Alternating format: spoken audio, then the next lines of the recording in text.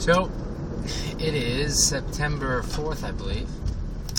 Here's my thought for the day. The power of attention.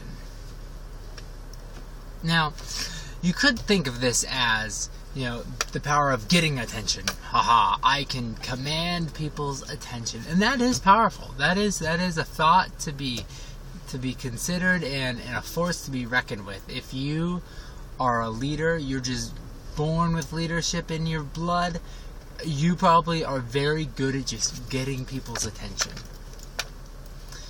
And if you really want to lead people, but they don't seem to follow you, then you probably try a lot to demand people's attention. You just do whatever you can to make sure they're paying attention to you because you want the attention. But for the purpose of this particular discussion, we're going to discuss something a little different.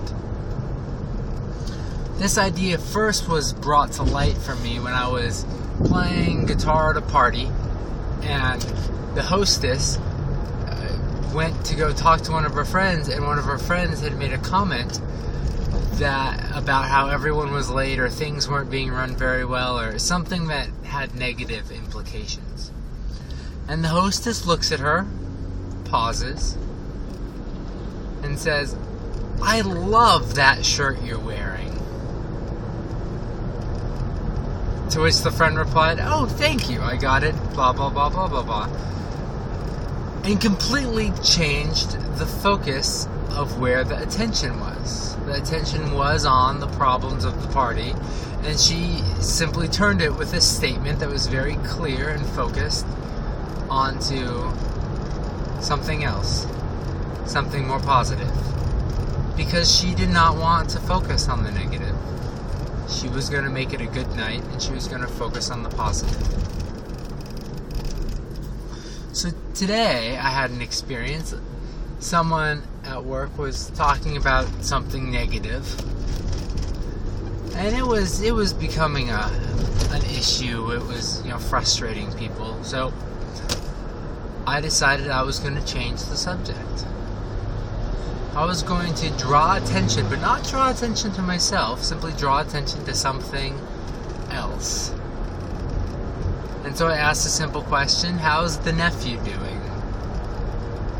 And the person that was, talking about the negative concern or whatever, immediately switched over and started talking about the nephew for about 5 minutes, and gave everyone that was dealing with this negativity a little rest. And when she went back, I asked her another question about something else,